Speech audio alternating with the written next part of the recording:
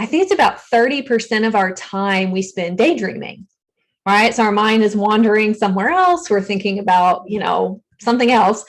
And the one of the times that we are not daydreaming is when we are really engaged in a powerful story. Software business, and they had lots of pages detailing all the different aspects of the software. It was like 17 different pages. And I was like, I don't really think anybody's going to read all of this. It's a lot of information. And so we actually just stripped away a bunch of the pages. I think their website's down to like 4 or 5 pages now. Well, a lot of people know this, but it's kind of a fun surprise for people, is that I drive a really fun muscle car, a Dodge Challenger. Hello, everyone. Welcome to the next episode of Jagged with Jasravee, Conversations at the Edge with thought leaders from the marketing, branding, and the business world. Hi, Holly. It's great to have you on my show. Hi. Yeah, thanks for having me. I'm happy to be here. Okay. Holly, if you had to tweet your profile, what would you say? Yeah, gosh. I think it would be really helping organizations create a clear marketing message so they can cut through the clutter and grow their business. Okay, awesome. Now, Holly, like you said, clarify marketing messages. Why is it so important for a business? And in that context, what is the importance of building a story brand? I found that very fascinating, in your profile. People are really bombarded with all kinds of different messages every day, right? Commercials and online ads and social media and just so many things, right, that we are taking in all day long. And so for your business or organization to really kind of stand out in that noise, you have to be very clear about what you have to offer and how you can help someone solve a problem. We have to just make it so simple, right? People are really looking for ways to improve their life, to thrive in their life or their business. And so we have to cut right to the chase and really make it clear so that when they're looking at your business, your product, your service, they immediately go, that's exactly what I need to solve my problem. Right.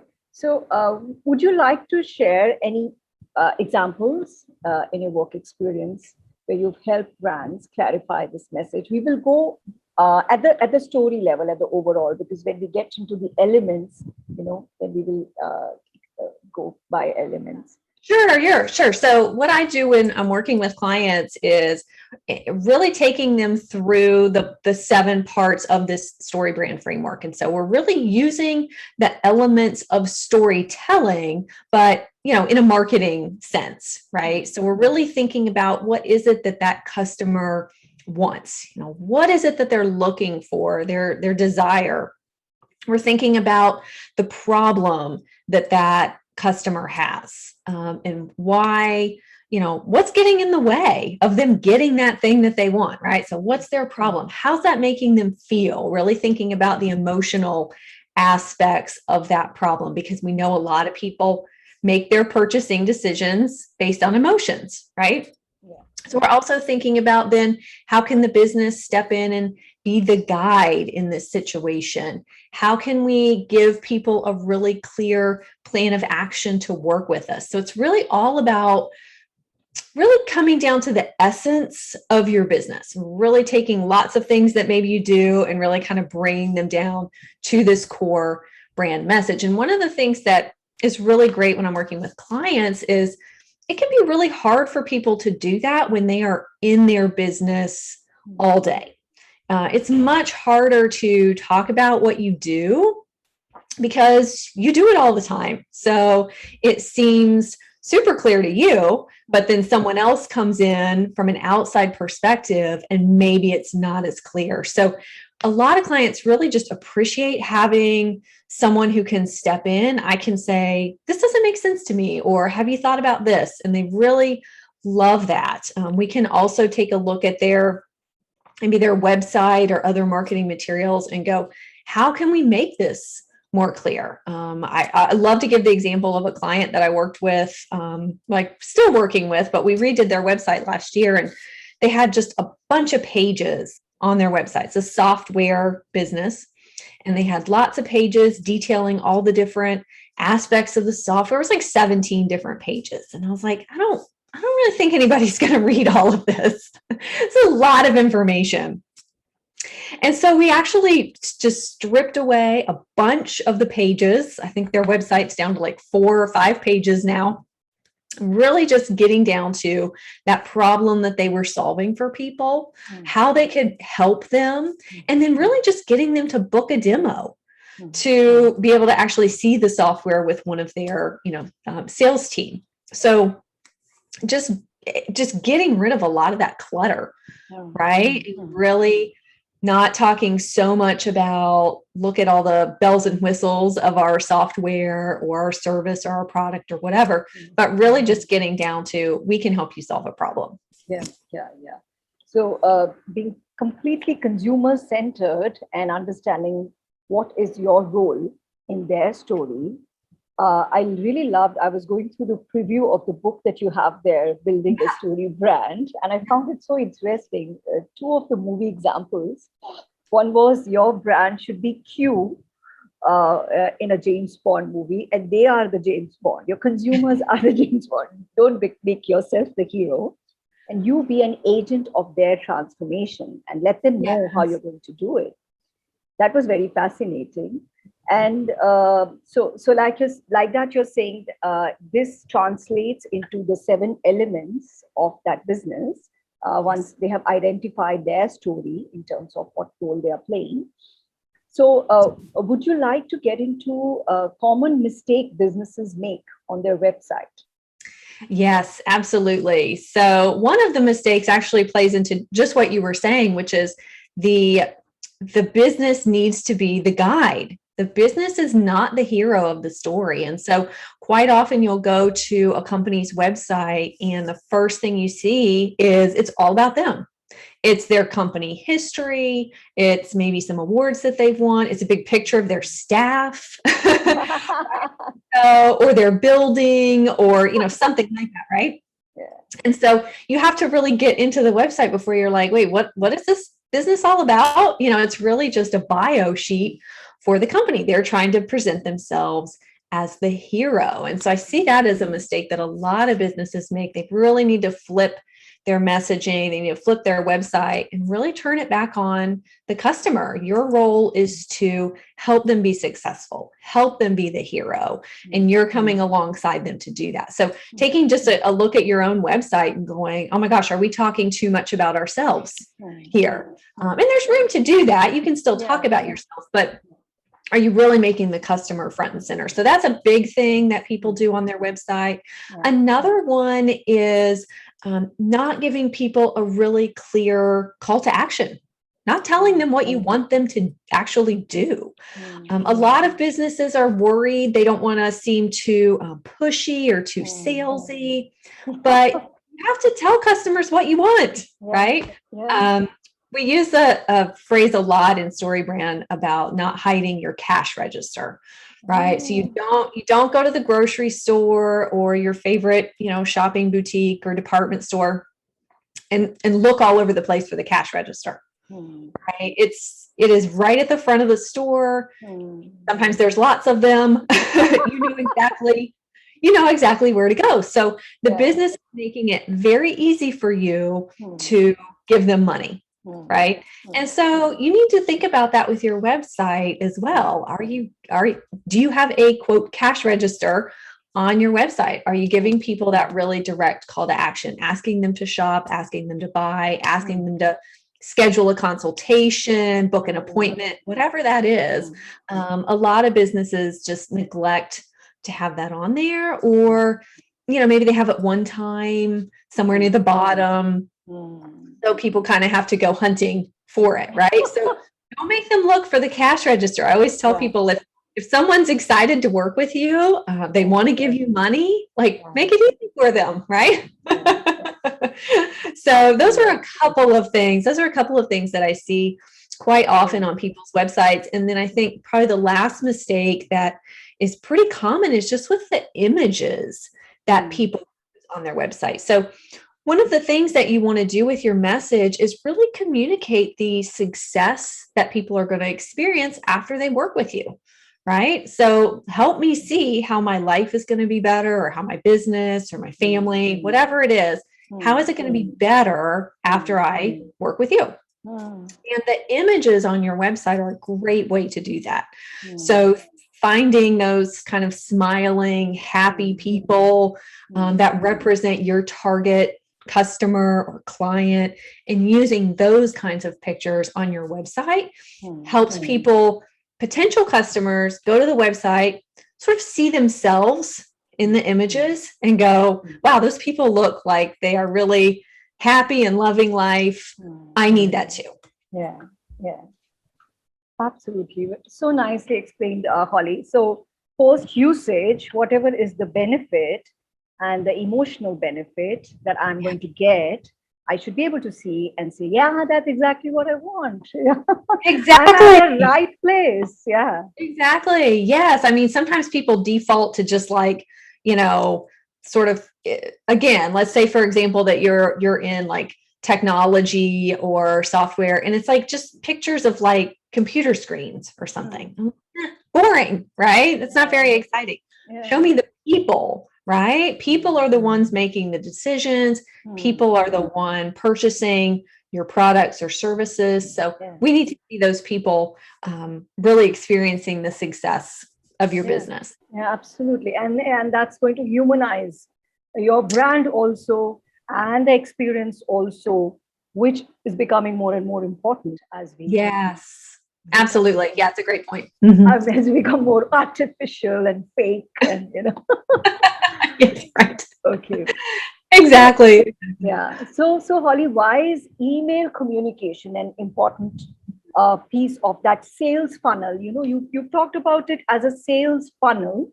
So at some point, if you could explain how that gets linked to the brand story and the clear messaging, because so many points in time, some clarity has come at the brand level, but then gets lost and is not integrated, while it's moving across many mediums.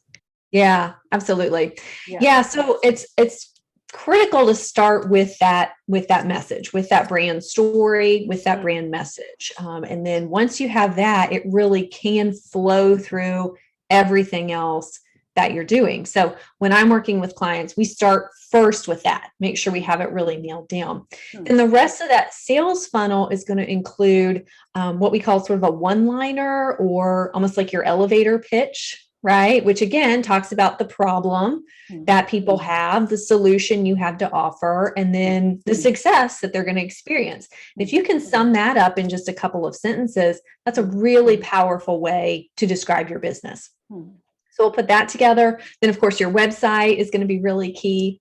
And then also part of that sales funnel is going to be some sort of lead generating tool or a lead magnet, right? So a free PDF guide, a free video series, whatever it is that you want to give people in exchange for their email address. And then once you've captured that email address, as you mentioned, email communication is a really important piece of that sales funnel. I think, sometimes people just sort of assume that email is not that important. They kind of want to focus on social media, but email is still a very, very important piece of your sales funnel. It's also very effective, very effective for a couple of reasons. One is that you have the email addresses.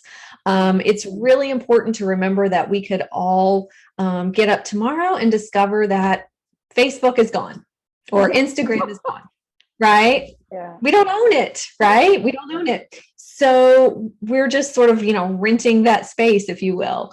And so by collecting people's email addresses, you still have a way to communicate with them, right? Even if Facebook goes away, Instagram goes away, LinkedIn, whatever, you still have a way to communicate with people if you have their email address.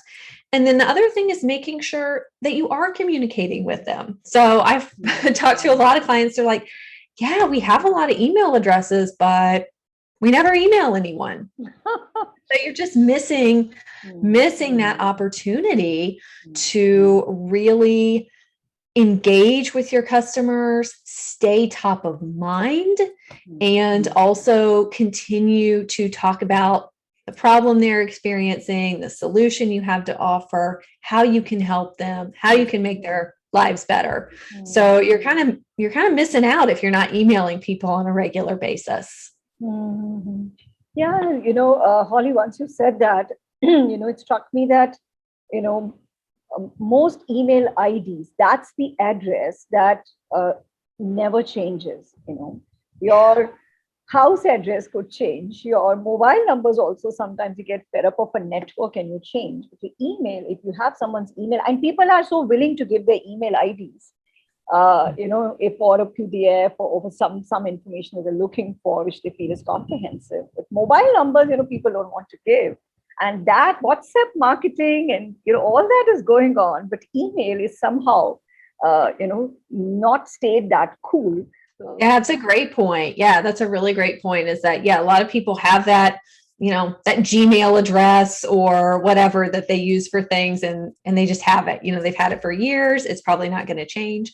And so it really is a great way to stay connected with people. And I have a lot of clients that worry, like, well, are we emailing people too much, or are they going to get annoyed if we email them? And I remind them that, people may not open every single email you send. I don't open every single email that I get from every single business, right? It's a lot, right? It's a lot of emails that we've all signed up for over the years, or businesses that we've shopped with, and now we're on their email list, whatever. But I don't necessarily unsubscribe from those emails, right? So I'm still seeing their name pop up in my inbox. And so I may not need what they have right that moment, but in a couple of months, 6 months, I might want that service, or I might need to shop from that store again. And so because they've continued to email me, they're going to be the first ones that I think of. Yeah, they stay in my consideration set, which is such a big battle won. Yeah, and I'm continuously getting value, so I value them as well. I mean, whether I deeply go through it or not. So, yeah, amazing. Thank you. Yeah. Any other, and a community can also be born. A lot of solopreneurs I see today. That's like a newsletter, weekly newsletter, and they're building communities, strongly engaged communities, just by emails. Absolutely. Yeah, I think by making your emails feel a little more personal, so they're not always just kind of a sales pitch, but giving people value, giving people something of interest, sharing good content with them. It doesn't always have to be a, buy from me kind of email. You're right. You're totally building that community, and building that trust with your potential customers, and even reinforcing that with your existing customers too. Yeah, absolutely. Holly, any other elements of that sales funnel? The 7 framework. So is that the 7 elements of the funnel, or? Yeah. So the StoryBrand framework is the want, what that customer wants. It is the problem. Yeah. Then it is, then it's the guide. And then one of the pieces that we didn't talk about too is the plan, giving people a really clear plan of action to do business with you. Quite often we'll come up with our own objections for not doing business with someone, right? We're thinking like, oh, it's going to be too expensive. It's going to be too much time involved. It's going to be too difficult to set it up, or, whatever. We'll just come up with our own objections. And so the plan is a really great way to show people how simple it is to do business with you. So it may be as easy as, like in my case, it will be, schedule a call with me, choose from one of the marketing packages that I offer, and then watch as your business grows. So it makes it seem very simple to work with me. Now, Sure, there are a whole lot of other steps involved in that, right? But we want to keep it as simple as possible. Giving people usually 3 or maybe at the most 4 different steps can really sort of help break down some of those objections, right? So people can go, okay, well, that's easy enough. I can at least schedule the call, right? So at least getting them to take sort of that first step, especially for companies that have maybe a little more of a process, right? Versus just like a one-time buy. But if if you're a consulting business or software or something like that, we have there's a little more involved. Giving people that plan can be a really great way to overcome some of those objections. So that's a great part of the framework. And then of course, that calling people to action, talking about the success they're going to experience, and then also talking just a little bit about the failure. What's at stake if they don't do business with you? Are they going to continue to experience some sort of, frustration or stress? Maybe it gets worse. Maybe they're going to continue to waste some time, waste some money. So kind of just dripping that in just a little bit. We don't have to spend too much time on that, but just dripping in a little bit of failure so that people go, oh yeah, I don't want to continue to feel that way. Very nice. And as in, like you said, it's simple. So everybody people who are not even branding marketing professionals can appreciate, because stories they're familiar with. I mean, like it said in the book, story is a sense-making device. Sense-making device, exactly. Yeah, exactly. Yeah, one of my favorite things is that I think it's about 30% of our time we spend daydreaming, right? So our mind is wandering somewhere else. We're thinking about, something else. And one of the times that we are not daydreaming is when we are really engaged in a powerful story. So a really great book that we're reading or a movie that we're watching, TV show, whatever, a really great story. Even if we're talking with a friend, right, who's telling us a really engaging story, we're not thinking about what we need to do later that day. We're listening to what he or she has to say. So that's where using some of these storytelling elements in our marketing can really be so powerful. We can keep people from daydreaming or just tuning us out or, scrolling on by, right, our information. We can really pull them in with our story. Yeah. And for Holly, in that context, what is the key mistakes marketers make, or the marketing noise that they don't think has to be excluded? And this point got really emphasized by that example of Bourne Identity, a Jason Bourne movie, that story is about finding his identity.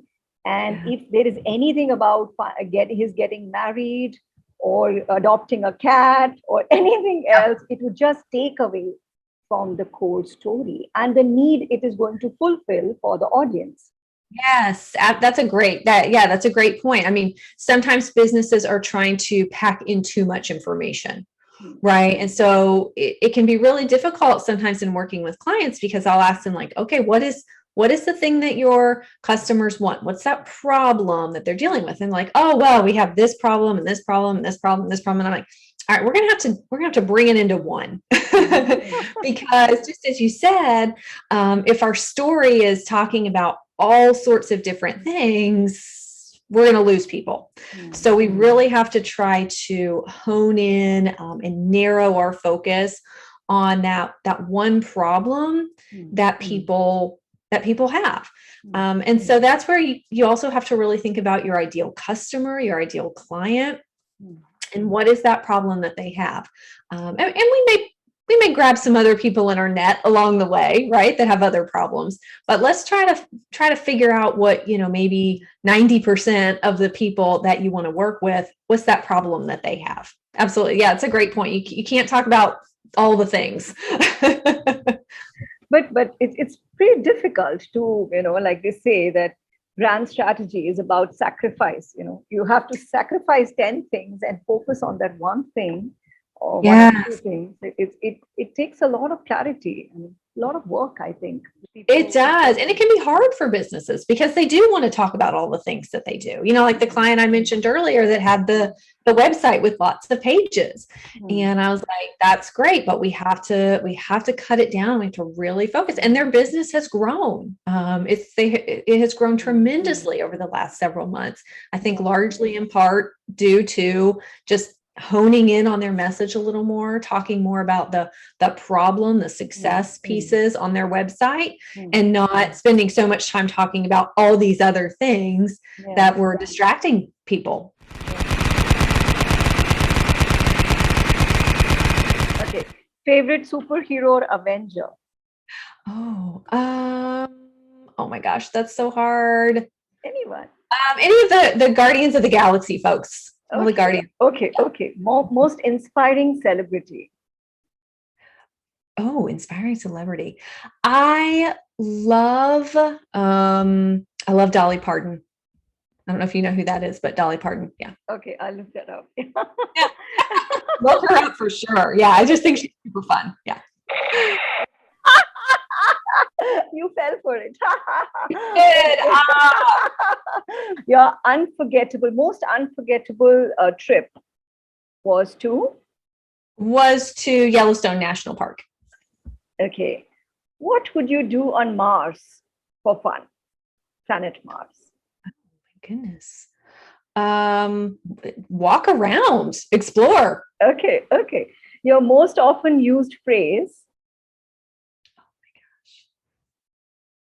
Oh my gosh. Maybe that's it. Yeah. Oh my goodness. That's really tough. Honestly, I say, oh my goodness, a lot. So Super. One thing no one knows about you. Well, a lot of people know this, but it's kind of a fun, surprise for people is that I drive a really fun muscle car, a Dodge Challenger. Okay. You'd have to send me a pic, huh? Okay. A book you'd like to gift to all your friends. Well, Building a Story Brand, of course. Okay. Donald Miller is happy. Yeah, exactly. Okay, Holly, could you please share for our audiences where they can find you online? Yeah, so my website is fisher-creative.com, fisher-creative.com. So you can find a lot of information there. Fisher Creative Marketing on Facebook and Instagram. And then I actually have a Facebook group, Fuel for Your Marketing, where I share a lot of just marketing tips and information open to anyone that wants to join that. So would love to have people drop in.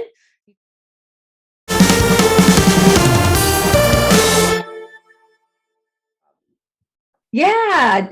Jagged with Jasravee is really great. Share, get all of the best marketing tips and advice.